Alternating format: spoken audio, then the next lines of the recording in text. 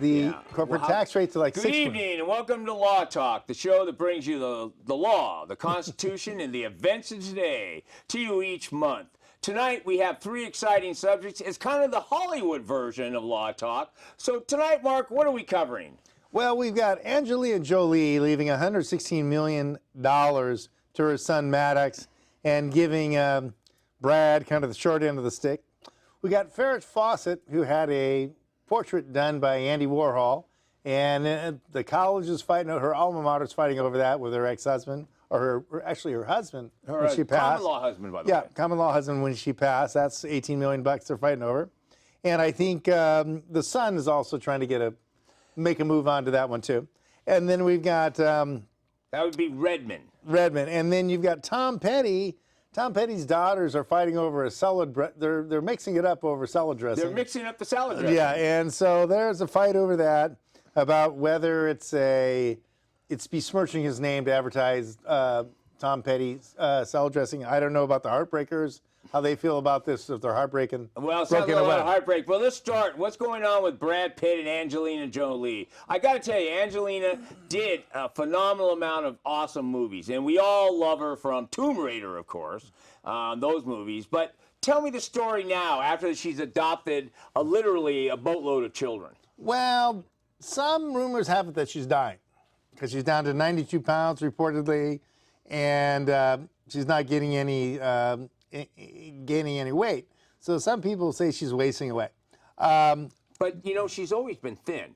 Well, not that thin. Well, in the earlier movies, she wasn't this thin at all. But right. For at least the last 10 years, she's been consistently thin. They've always tied it to whether or not she has an eating disorder, whether or not it's reaction from she was afraid she was going to have breast cancer, so she went through that whole issue. And then they said, well, because of raising kids, she had to run around too much, and so that was why. But, you know, so what does the story tell us? Is there a story that really gives us some background? Well, there's a health report that we can rely on? There's just conflicting reports. Conflicting. But she hasn't really denied it. I don't know if she doesn't want to add, fan the flames of the fire. But anyway, the big thing is that her and Brad aren't getting along that well. And so she's got this film empire that's called Jolie Paz.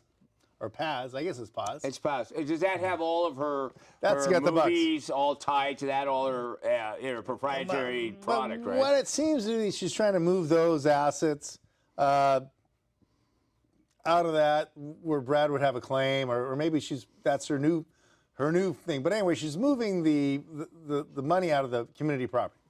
Well, you know that Brad and her, didn't they do that movie, Mr. and Mrs. Smith? And that's where they... It's a pretty good movie, yeah. Yeah, which is a really good movie, but that's actually where the hookup all began. Right. And then after that, because Brad was...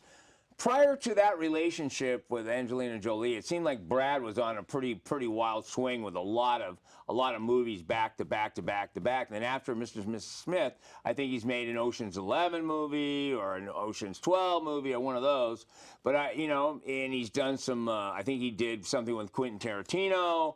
But the fact of the matter is, the question comes down to, is the behavior of Angelina Jolie any different than any other Hollywood starlet that's very successful? Or is it all about the same? No, I think it's different. But okay, how's it different? Okay, so one thing that would happen here is that, she's got a film empire and she's trying to move it all for the benefit of her son, Maddox. But why would she only pick one when she has a little brood? It's not one child. The story has it that Maddox was on a private plane with her and Brad, and they had a dust-up, and Maddox took her side at this airborne dust-up. So she decided to go with Maddox, and that leaves Pox, Sarah, Shiloh, Knox, and Vivian are on the outs. They're going to get cut out, and they're not going to get a dime. Well, wait a minute. I would say that since Brad's been part of that whole brood, I don't think they're all going to be totally shut out.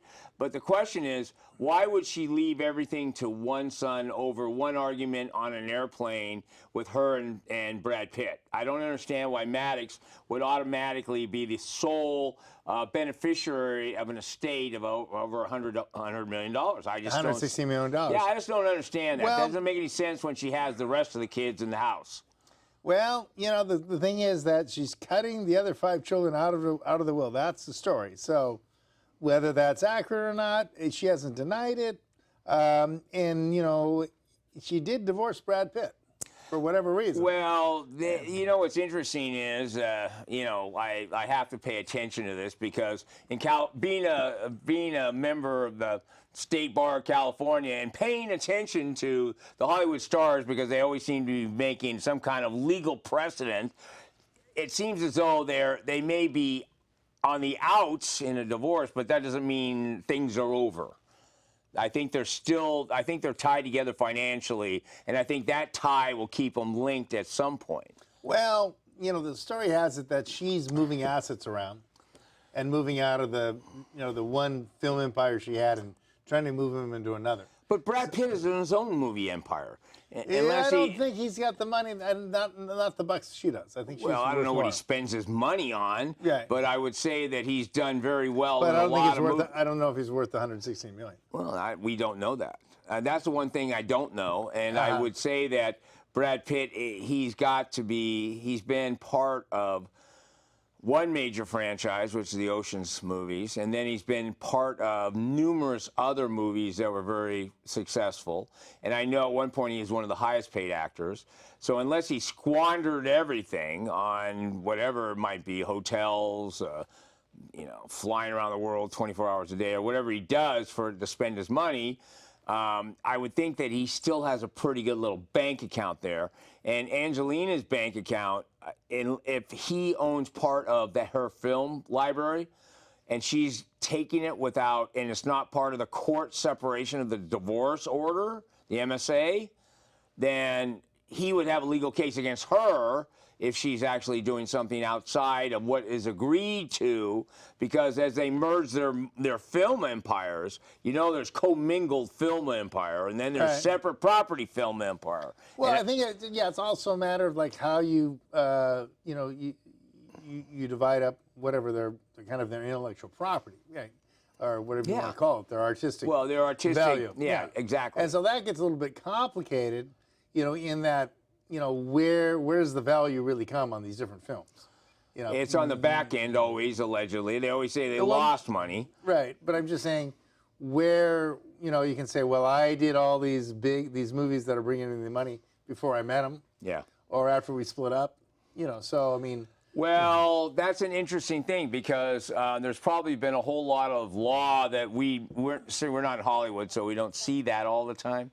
But I would say there's a lot of law that talks about when the property is community and separate based on your residuals from any given movie. Right. If we get into the movie residuals, it's sort of the same thing as music residuals. And so the question is, are you going to do tracing where all the movie rights and the subsequent residuals are linked to a separate property, or is that going to be linked to community property? That brings up a whole family law issue.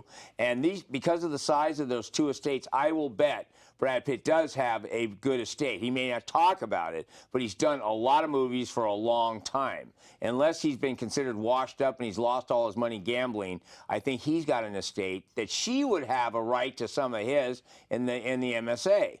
So that's something, I think that's confidential. I don't think that's a public MSA. And because she's talking about leaving all her money to Maddox, it doesn't mean Brad Pitt has a right to say anything. And he's still got the other 5 kids to deal with. And so it's a matter of who can see who and whether Brad Pitt even wants to be responsible for any of the kids at all. Well, I think that it sounds like it's a pretty messy breakup. Okay. And I think that Angelina holds some of the main. I think she holds a lot of the cards. She holds most of the cards, right? And that could be because of his failure to pay attention. And so I think Maddox is in a pretty good shape.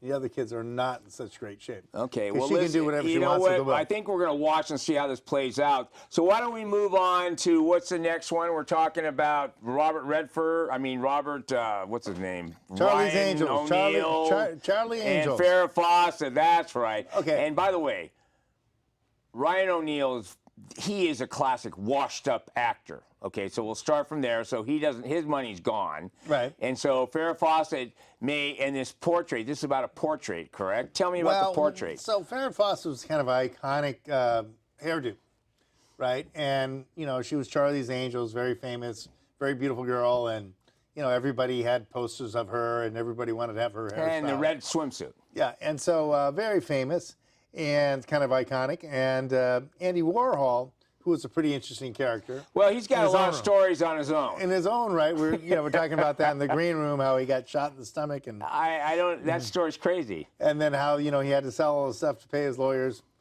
And, you know, they're saying, well, how can you be the bon vivant? And he's like, sometimes you got to pretend. So he actually had kind of a sense of humor, considering he had some dark sides to his life. But he managed to do some pop art that sold for a lot of money. Well, you know, he was actually very prolific with his pop art. Right. And what's interesting, you know, the one with the Coke can, I think, was the one that the real iconic. Everyone went crazy with it. Yeah. And everyone's going crazy with the Coke can. But he's actually did a lot of art. And the funny part about this is he was so talented that it doesn't matter if he partied 24/7. Once in a while, he got in front of an easel and a board and was able to put together some good art. Well, I think also his partying was part of his marketing. That was part of it. Because it's the New York, you know, scene and all that kind of stuff. So not something I really understand, but you know, if he can get whatever several millions of dollars for a Coke can or whatever it is, more power to him. But what we're talking about, the portrait of Farrah Fawcett is worth $18 million. Well, today. Yeah, today. Well, who knows what they would have sold it at that day. But yeah, it's $18 million they're fighting over. And Farrah's alma mater claims that they've got rights to the portrait. Okay, there's just, yeah, but this is what's interesting about that claim. This happened in 2012, and Farrah Fawcett died, and she said, I leave my Andy Warhol portrait to my alma mater. Right. But what the story kind of leaves out, there was two Farrah Fawcett portraits done by Andy Warhol. The university got one of the portraits, but they said because of the generic language in her will, they deserved both of the portraits. So they sued to get the second one. Right. So, but the court said, well, wait a minute, you already got one. And so Ryan O'Neal got the other one. And so in reality, the school in 212 did get one of them, but they wanted both of them because they said, the generic term, I leave my portrait to you. Sounds like a singular portrait. It sounded pretty singular to me. And so Ryan O'Neal got the other portrait, and it's been lagging around. And I started this off by saying Ryan O'Neal was sort of an underperforming actor. Right. He's had lots of troubles. He's had lots of run-ins. And the child that he had with Farrah Fawcett was Redmond. Redmond. And before Redmond, he had Tatum O'Neal, and I think he had two other children. But Tatum O'Neal was a big star on her own right. Right. But Redmond was sort of a failure to launch. Well, Redmond is a heroin addict, and he's in prison for attempted murder. So we don't really know the complete backstory of how he got, convicted of attempted murder. But that's not good because a lot of people don't know this, but attempted murder carries the same penalty as murder. Yeah.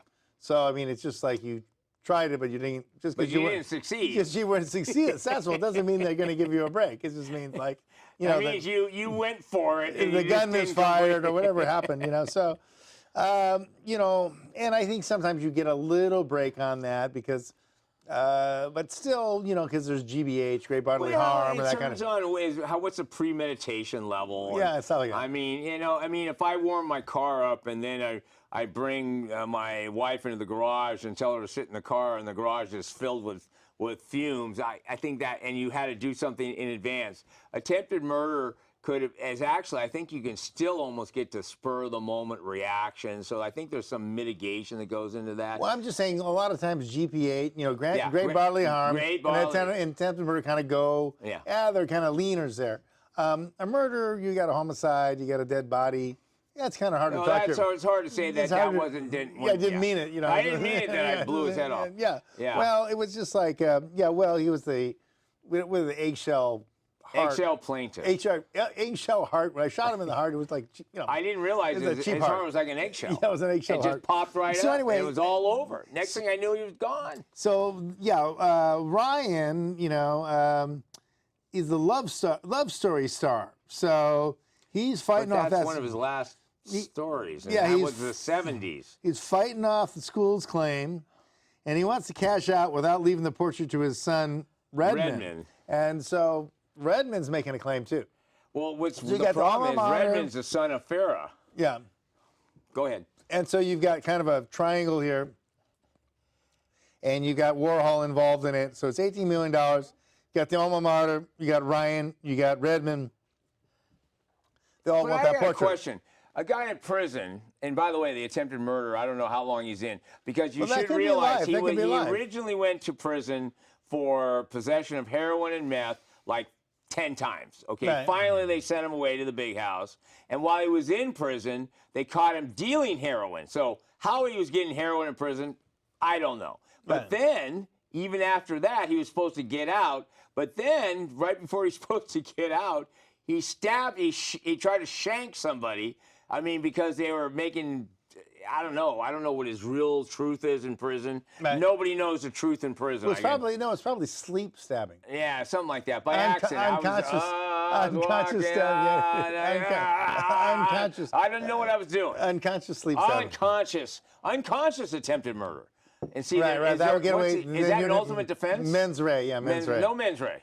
Yeah, no mens rea. No mens rea. Yeah, it was it's an like accident. Sleep stabbing. Sleep stabbing. No, there's a case on that. The guy stabbed him 36 times, and it was like sleep stabbing. Sleep stabbing. Because the guy ratted him out, right? He ratted him out. And so he had such bad nightmares about this guy. You know, in prison, Mark, you shouldn't be ratting people out. Well, it's hard to run. It's hard to run. You got nowhere to go. Well, I go down to cell block 2. No, like I've been, visiting clients in Elmwood, one thing or another, and they do have a lot of what they, then you're like having coffee with the guard and they lock everything down. Like, what's going down? They're like, another suicide.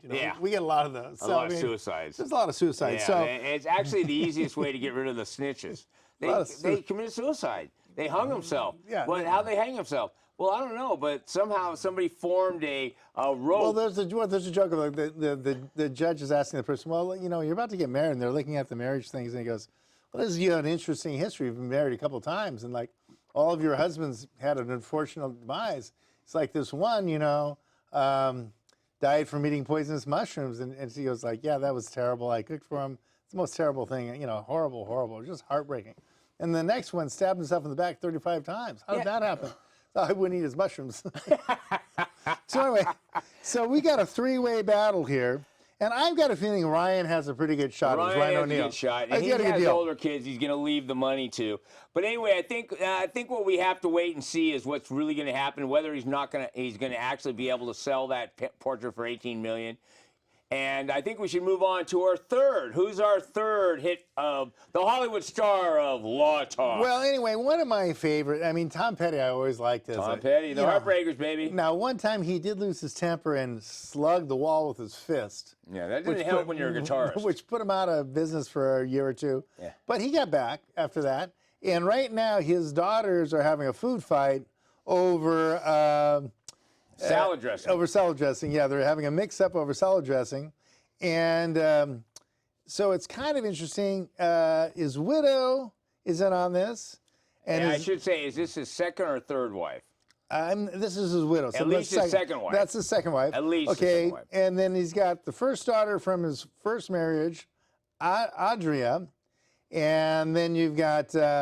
Dana. And his current, was the wife when he died. Okay. And then, Dana's saying Tom would never have sold out despite many chances to do so. Adria says Dana has been misappropriating funds from Tom's estate. And Dana says Audria is unhinged. So they're accusing each other of embezzling, besmirching his name with the salad dressing. And so they're having a little dust up here. Yeah. Well, there's actually one other daughter that's been trying to stay out of this, and I think her name's McKinley or something. But she's kind of sticking out of it. But what Tom Petty did in his will is say that each of them have a right. It's like they each have a right to make comment on any major decisions from his estate. And that's the way he set it up. Unfortunately, immediately after his demise, they started arguing. And like you said, And making comments. I mean, they're going, hey, wait a minute, there's different moms, so you got to start from there. Right. And then the whole question is they want to do like a Newman's Own salad dressing, but Petty's Own or whatever. And the problem is Dana's saying Tom would never do that, just like you said. And the daughter says, hey, we don't want to maximize. We want to maximize his celebrity position, and all of his likeness and everything like that. Unfortunately for this, the third daughter is going, well, wait a minute, what about the music portfolio? So there's a whole, forget about the salad dressing for a minute. His music portfolio is supposed to be worth hundreds of millions of dollars, because think of many concerts, how many concert tapes, how many albums, how many iconic songs. I mean, you can't go through a day without listening to Tom Petty somewhere. Even at Macy's, you hear Tom Petty. Or any store, you hear Tom Petty. I was in Nob Hill and I heard Tom Petty. So he's everywhere. So this whole problem with the estate is, okay, number one, you had a loss of somebody that's like, you talk about iconic. Now, the fighting after the fact is almost like they're disregarding everything about him. And I don't know. What are they doing? How are they solving this? Well, I think what the question is, in my mind, is like, is selling salad dressing going to hurt his music sales? No. So, I mean, and, salad dressing is not the most despicable thing to be connected with. So I don't think that it's, like I'm saying, if he was like, oh, let's use your name to sell landmines or something. Yeah. You might say, well, that's... machine gun. Yeah, so we're going to sell landmines to whoever. It could be the Petty Popper. Yeah, the Petty, watch your step, Petty, or whatever, So don't be petty, but... Don't be... So I think so I don't think the salad dressing is that, like that. What I think they're trying to go is like, well, this is kind of a fine art thing, and you're kind of dispersing his artistic... legacy, and, he's a fine artist, and this is too commercial, and we should leave it at. And I think both sides have a pretty good point on that, But because the question I have his is, music's worth a lot of money. Okay, if that's the case, then what about Elvis? What about any of the stars that have died? Well, I mean, every time a star dies, their family argues. I mean, even every time iconic star. But if you die poor, nobody argues about it. But nobody argues about you. Yeah, right. I mean, it's like, I got to tell you something. The concept of likeness has to have value to begin with. Right. I mean, if, Mark, you die, I'm sure that all your brothers going to come down and they're going to start duplicating Mark. Yeah. And they're going to start saying, hey, let's be Mark. Salad dressing, yeah. Mark's salad dressing. Yeah. Mark's mix. So, yeah, I mean, what I think is that this is, I understand both sides of it. I don't think the salad dressing hurts them so badly.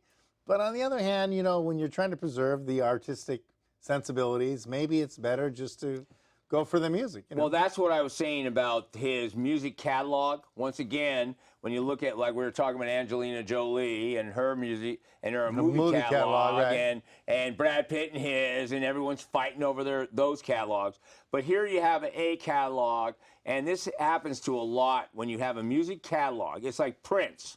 Right. Prince died, now all of a sudden, every cousin and sort of step cousin and sort of cousin, I remember, and everything comes out of the woodwork. When we were at that party, he adopted me on the napkin. He adopted me on a napkin, and then he proceeded to tell me I deserved to inherit everything. You take all. Yeah. You take all. Don't listen to anybody. Don't listen to anyone. But here's the problem with all of this. The question is, settle this. Well, actually, the IRS takes all. The IRS is going to take all. But no, the happy medium is very simple. You use the music catalog. It's just like when Michael Jackson died. What did the first thing they do? They released the anniversary set, and all of a sudden you got every top tune from Michael Jackson playing it everywhere, and his family immediately made another $250 million from those sales. But it's always the music catalogs generating.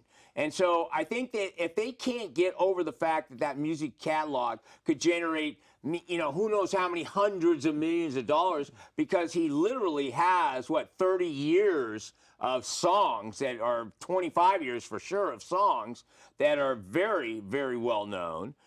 Everyone's going to get their cut, because that's one thing in this story that they don't really talk about. Well, who's a cut on the music split? library? Yeah, where's the split? I mean, if it's all even, can't you just go on and live your life?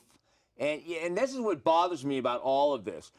He's named them. He did have a will. He had it all set up, and they're still trying to rip it all apart. And that's the part that, it's so sad, because these people are on a free ride anyway.